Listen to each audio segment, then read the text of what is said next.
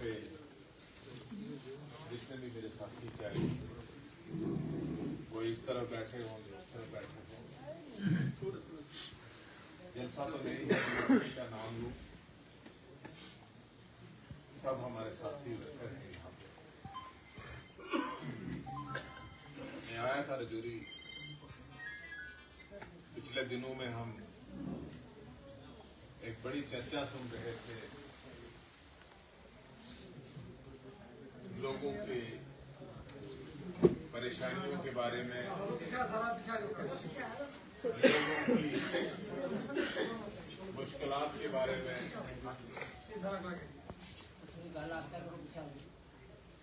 लोगों की तकलीफों के बारे में। हमें जहां भी मौका मिला हमने दिल खोल के लोगों की बात, चाहे वो जम्मू हो, चाहे वो उधमपुर हो या रियासत के दूसरे कोनों में, बिना किसी डर और खौफ के अवाम की बात उठाई और हमारी पार्टी ने एक स्टैंड लिया कि हम मरकज के साथ भी इस बात को जोर शोर से उठाएंगे कि गरीब लोगों को तंग है। हमें एक बात की समझ नहीं है, हुकूमतें जितने भी होती हैं वो एक निजाम को चलाने के लिए, जो भी हुकूमत बनती है वो लोगों की मुश्किलात को कम करने के लिए, वो लोगों की बेरोजगारी को कम करने के लिए होती है, वो महंगाई कम करने के लिए होती है, महंगाई नहीं बढ़नी चाहिए, वो लोगों की तामीर और तरक्की के लिए होती है, इलाके के लिए, रियासत के लिए, डेवलपमेंट के लिए। मैं यहाँ बलवाद की तकरीर सुन रहा था कि कहीं लोग डोगरा रूलर्स की, महाराजाओं की तारीफें करते हैं कि उनके दौर में लोगों को हकूक मिले। 1927 में महाराजा हरि सिंह ने रियासत जम्मू कश्मीर में स्टेट सजेशन कि बाहर के लोग आके जम्मू कश्मीर पे काबज ना हो, जम्मू कश्मीर की जमीनें ना खरीद पाए, जम्मू कश्मीर के लोग जो हैं वही जम्मू कश्मीर के।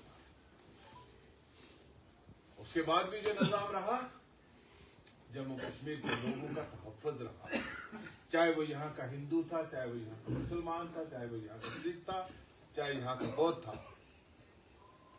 बड़े चाव से हमने सुनते थे कि लद्दाख यूनियन टेरिटरी बनना चाहता है। आज लद्दाख के लोग सड़कों पे है रियासत के लिए। आज लद्दाख के लोग कहते हैं कि हम मरकजी ज़ेरे इंतजाम बनने से बेहतर हम जम्मू कश्मीर के साथ, क्योंकि जो हकूक उनके यहाँ पे जम्मू कश्मीर में महफूज थे वो आज मरकज के ज़ेरे इंतजाम इलाका होकर उनके हकूक महफूज, उनकी शिनाख्त मिटती जा रही है, उनकी पहचान खत्म होती जा रही है। आज वो भी अपनी एक जदोजहद कर रहे हैं। सरकारें लोगों के मसाइल को हल करने के लिए हैं, सरकारें लोगों के मसाइल को बढ़ाने के लिए नहीं। हमने हर दिन सुनते हैं एक नया फरमान जारी होता है। ये रियासत पैदावार के लिहाज से, राशन पैदा करने के लिहाज से कम राशन यहाँ पैदा होता था, बाहर से राशन लाना पड़ता था। यहाँ के लोगों ने बंजर जमीन को खोद खोद के आबाद किया निकल से राशन पैदा करने के लिए। अगर इस जमीन से, खुदा की बनाई हुई जमीन से वो राशन पैदा करके अपने बच्चों को खिलाता है तो कौन सा गुनाह है? हम मानते हैं सरकार की जमीन है, सरकारों की जमीनों का इंक्रोचमेंट नहीं होना चाहिए, लेकिन सरकार को करनी क्या है? सरकार तो जमीन की इंक्रोचमेंट खत्म करने के, क्या सरकार उन जमीनों पे कोई बिल्डिंगें तामीर करना चाहती है? आज हर इंसान के जहन में एक सवाल उठता है कि इन जमीनों को हमसे खाली करवा के इस जमीन का इस्तेमाल क्या किया जाएगा? हम मान लेते हैं आपको कॉलेज बनाना है तो हमारे लोग जमीन देने को तैयार हैं। आपको स्कूल बनाना है तो लोग जमीनें देने के लिए तैयार हैं। आपको कोई पानी की टंकी बनाना है तो लोग लड़ लड़ के अपनी जमीन देते हैं। अस्पताल बनाना है तो लोग जमीन देते हैं। यहाँ सड़कें बनी, 1500 किलोमीटर सड़क इस बुद्धल कॉन्स्टिट्यूंसी में पिछले 10 साल में बनी है, और 1500 किलोमीटर में मुझे नहीं लगता कि कोई 200 या 300 किलोमीटर से ज्यादा का मुआवजा दिया होगा। लोगों ने खुद अपनी जमीनें दी, मलकियत जमीनें दी हैं। लोगों ने मलकियत जमीनें दे दे के यहाँ तामीर और तरक्की का ढांचा बनाया है। तो आप इन जमीनों को लेके करना क्या चाहते हो? आज तक तो मेरी समझ में ये चीज नहीं आई कि क्यों ये सरकार एक आम आदमी को उसको खौफ डाल रही है, उसके दिल में डर डाल रही है। मैं आपको एक बात कहूँ, सरकारों को भी अपना तरीकाकार बदलना चाहिए। और आपको एक बात कहूंगा, ये जमीनें आपकी हैं, हुक्मरान यहाँ बहुत सारे आए और बहुत सारे चले गए। जमीन खुदा की है, खुदा की जमीन रहेगी, और जमीन उसकी है जो जमीन पे बस रहा है, जमीन उसी की। लेकिन ये तारीख में अपने लिए एक ऐसा नकूश बाकी छोड़ के जा रहे हैं कि तारीख इनको अच्छे अल्फाज में याद नहीं करेगी, तारीख इनको बुरे अल्फाज में याद करेगी। यहां लोगों की जरूरत बेरोजगारी को दूर करना है। हमारा बच्चा अग्निवीर जैसी स्कीम में भर्ती होने के लिए रातों रात जाके वहां ग्राउंड्स में खड़ा रहता है। मुझे कोई सुना रहा था 300 का बैग जाता है, उसमें से 10 या 15 बच्चे सिलेक्ट किए जाते हैं, और वो भी नौकरी जो है 4 साल की नौकरी की। यहाँ लोग मजदूरी करते हैं और मजदूरी करके अपने बच्चों को पढ़ाते हैं, MA, PhD, MPhil करवाते हैं, उनको रोजगार नहीं मिलता। हर दिन एक नया स्कैम, कभी सब इंस्पेक्टर का स्कीम, कभी अकाउंट असिस्टेंट का स्कीम, कभी किसका स्कीम जो है वो मंजर आम पे आते हैं। लोगों को रोजगार चाहिए। मैं मरकज की सरकार से, क्योंकि हम तो यहाँ के हुक्मरानों से क्या बात करें, हम तो मरकज के ज़रिए इंतजाम में मरकज से बात करनी है। हम तो आपका एक जिला बन के रह गए हुए हैं, हम तो एक होम मिनिस्ट्री का डिस्ट्रिक्ट है। हमें उनसे बात करनी है कि यहाँ के लोगों को रोजगार चाहिए। हम बॉर्डर के लोग हैं, हमारे लोगों ने वतन की खातिर अपने जानों की कुर्बानी दी है। हमारे लोगों ने इस वतन की खातिर बिना तनख्वाह के वतन का तहफ़्फ़ुज़ किया है। आज भी मुझे कोई कहे, मेरा ज़हन नहीं मानता कि यहाँ का कोई भी आदमी जो है वो वतन के साथ गद्दार है। अगर ये लोग वतन के साथ गद्दार होते तो शायद ये यहाँ के हालात कुछ मुख्तलिफ होते, लेकिन इन लोगों ने हमेशा वफा की है इस मुल्क के साथ, और आगे भी ये लोग वफादार हैं। यहाँ इनके अजदाद और आबाद की कब्रें हैं, आप इनको इनसे बेदखल नहीं कर सकते। बड़ी बातें यहाँ हमने सुनी, चर्चा में सुनी। जनाब, हम तो ऊपर से पीला पंजा जो है बड़े बड़े लोगों पे पहले डालेंगे, बड़े बड़े लोगों को हम पहले पकड़ेंगे। आज कहते हैं हमने 10 लाख कनाल जमीन खाली करवाई है।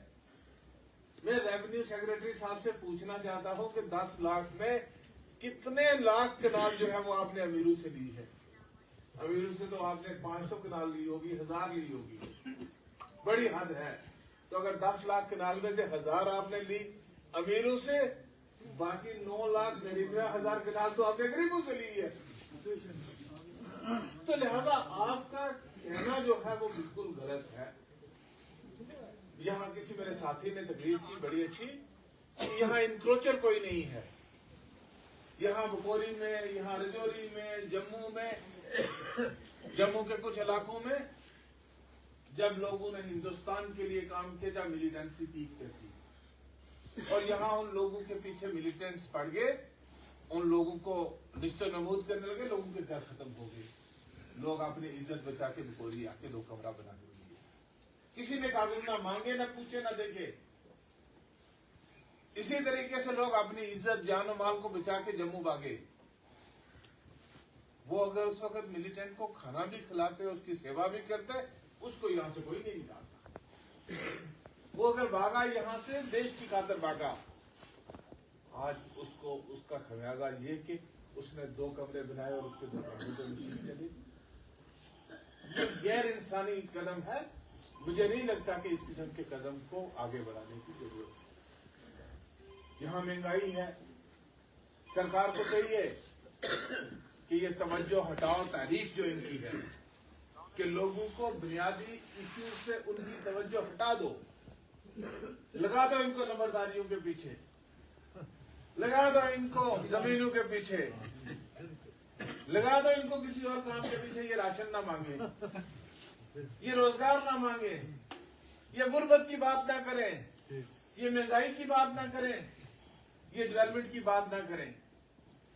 कौन सा कानून है यहाँ पे कि जो बातें करते हैं मनरेगा जैसी स्कीम को भी आप बंद करने जा रहे हो, राशन जैसी स्कीम भी आप जीरो पे लेके आ गए हो। तो यहाँ जमीनें भी लोगे, राशन भी बंद करोगे, मनरेगा भी बंद करोगे, देना क्या चाहते हैं यहाँ के लोगों को? तो लिहाजा मैं आपसे यही कहूंगा कि हम जो है हम आपके साथ खड़े हैं। हमें डर खुदा की जात का है, क्योंकि जिंदगी मौत अल्लाह के हाथ में है। यहाँ जिसके घर भी बुलडोजर आना हो वो आ जाए। मैं तो कहता हूँ मेरे पास दो घर रहने के लिए हैं, मुझे कोई अर्ज डर नहीं है। एक पे चलाओगे दूसरा तो बचेगा, लेकिन जिसके पास एक ही है वो कहा जाएगा। अमीरों का एक छीनो कुछ नहीं फर्क पड़ेगा, दो घर बने, वो एक की जगह दूसरी जगह और अच्छा बना लेगा। लेकिन गरीब के पास तो उसने बच्चों के पेट पे पत्थर बांध के, अपने पेट पे पत्थर बांध के उसने दो कमरे बनाए। उस पे अत्याचार ना करो, उस पे जुल्म ना करो, लोगों के दिल जीतो। जम्मू कश्मीर एक ऐसी रियासत है, यहाँ आपको लोगों के दिल जीतने की जरूरत है। यहाँ लोगों को बेघर करने की बात नहीं है। यहाँ के लोगों को 47 में पाकिस्तान ने उजाड़ा, यहाँ के लोगों को 1965 में उजड़े, यहाँ के लोग 1971 में उजड़े। यहाँ के लोगों ने पिछले 15-20 साल लगातार 1988-99 से लेके 2005-06 तक 14-15 साल लगातार मिलिटेंसी की मार खाई है। ये लोग तो बसे ही कम, एक बार बसने लगे फिर उजड़े, फिर बसने लगे फिर उजड़े, फिर बसने लगे फिर उजड़े, फिर बसने लगे फिर उजड़े। बार बार बार बार हमारे लोग जो है वो उजड़ते रहे। हमें हिंदुस्तान की तरफ से, मरकज की तरफ से एक मलम की जरूरत है, एक हीलिंग टच की जरूरत है, एक प्यार मोहब्बत की जरूरत है, एक इंसानी दिल की जरूरत है। हम लोग क्या मुकाबला करेंगे सरकारों से? सरकारों को चाहिए कि वो सरकारों वाला दिन रखे। मैं आइडियोलॉजिकली मैं महाराजाओं के हक में नहीं हूं, लेकिन जहां उन्होंने अच्छे काम किए हैं हम उनकी भी तारीफ करते हैं। मुझे यहाँ बताइए, आजकल यहाँ पे बड़ा चर्चा चल रहा है आजकल नंबरदारी का। पहली बात तो ये मुझे बताएगा नंबरदारों के पास रहा क्या? मुझे नहीं यकीन कि कोई नंबरदार को आपको लेतरी भी कोई देता हो। कोई नहीं देता नंबरदार भरी है। तनख्वाह उसको मिलती 1000। तो डीसी ऑफिस में हर दिन 2000 आदमी होता है। जनाब ये क्या हो रहा है? कहते हैं जनाब फलाना नंबरदार था, उसका आगे बेटा नहीं बनना चाहिए। क्यों नहीं बनना चाहिए नंबरदार का बेटा? ये कौन सा कानून है? कल आपको हो गए जनाब ये मास्टर का बेटा मास्टर नहीं बनना चाहिए, ये रियाज माला जर्नलिस्ट है, इसका बेटा जर्नलिस्ट नहीं बनना चाहिए, इसका जर्नलिस्ट है, इसका बेटा जर्नलिस्ट नहीं बनना चाहिए, जमींदार का बेटा जमींदार नहीं बनना चाहिए। मजदूर का बेटा मजदूर नहीं बना, ये कोई कानून तो नहीं होता। मेरी नजर में तो इस किस्म का कोई कानून ही नहीं है। हाँ ठीक है, आपने कोई रिटायरमेंट किया, ये एक आजाद है गांव में। अगर आपने इसको करना है तो आप इलेक्शन करवाओ, आप प्रॉपर नोटिफिकेशन जारी करो। नोटिफिकेशन जारी करके, क्योंकि आपने असेंबली का इलेक्शन तो करवाना नहीं, बाकी सारे इलेक्शन करवाने, ये भी करवा लो, ये मुशक्कत भी हो जाए। आप कि गांव में जो एक अफरा तफरी का माहौल ये नंबरदारों का शुरू कर दिया है, ये भी गलत है। ये भी आज गांव में 2-2, 3-3, 4-4 पार्ट्स बना के रख दिए। आज तक कोई नंबरदारों पे हमारे इलाके में नहीं लड़ा। यहाँ 90% मुसलमानों की आबादी होके 90% नंबरदार जो हैं वो हिंदू कम्युनिटी के हैं, और यहाँ के लोगों ने कभी इस चीज पे ऐतराज नहीं किया। किसी ने ऐतराज नहीं किया, और हमें आज भी इस चीज पे कोई ऐतराज नहीं है। आज जो सरकार ये चीजें करने जा रही है, ये गलत है। इन चीजों को सरकार को इन चीजों पे नहीं करना चाहिए। दूसरी बात मैं आपसे कहूं कि आप लोगों की बहुत सारी मुश्किलातें हैं, आप लोगों की बहुत सारी परेशानियां हैं, आप लोगों के बहुत सारी तकलीफें हैं।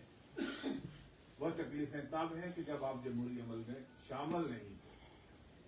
हम हमेशा, मैंने परसों भी बात की थी उधमपुर के जलसा में, मैंने यही कहा था कि हिंदुस्तान जो है ये अपने आप को हम कहते हैं कि हम जमहूरियत की माँ है दुनिया में, लेकिन जमहूरियत की माँ को ये नहीं चाहिए कि वो यहाँ सतीली माँ वाला था।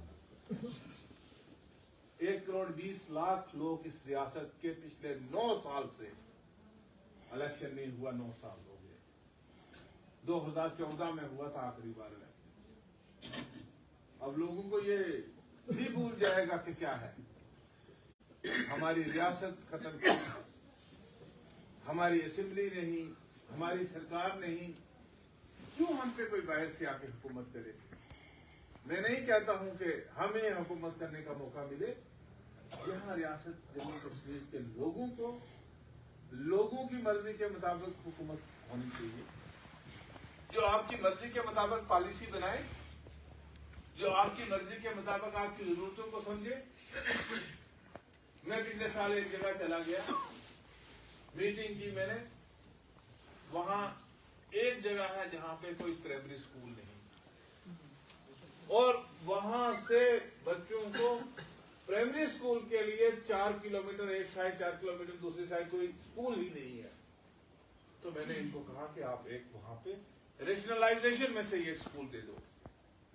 पिछले 2 साल से वहां पे तो नहीं खुला, लेकिन मजमूई तौर पे भी अगर आप देखो तो तालीमी निजाम का ढांचा जो है वो खराब हो गया। वही स्कूल जो हमारे जमाने में खुले, वही स्कूल जो हमारे जमाने में अपग्रेड हुए, 2018 से लेकर 23 तक कोई हाई स्कूल नहीं बना, कोई हाई सेकेंडरी स्कूल नहीं बना, कोई नया स्कूल नहीं खुला। हम तो सोचते थे कोई निजाम बदलेगा, वो निजाम बदलता हुआ कहीं। यहाँ कुछ लोगों ने बड़े नारे लगाए थे, हम तालीमी निजाम को बदल डालेंगे, यहाँ पे डॉक्टर क्यों नहीं बने, यहाँ पे इंजीनियर क्यों नहीं बने, धन्ना मंडी में बन गए, मंजाकोट में बन गए। तो यहाँ पे पिछले 4 साल से अब तो खत्म होने वाला है दौर, अब तो अक्टूबर में इलेक्शन है। 4 साल में कितने डॉक्टर इंजीनियर बना लिए और कितने गैस्ट्री डॉक्टर बना लिए, ये भी आप लोगों को पूछने का। तो मैं इतना ही कहूंगा आप लोगों को कि ये साल जो है ये इलेक्शन का साल है। ये साल आपको सरपंचों का इलेक्शन होगा, इस साल में आपको पंचायतों के इलेक्शन होंगे, इस साल में आपको ब्लॉक डेवलपमेंट काउंसिल के इलेक्शन होंगे।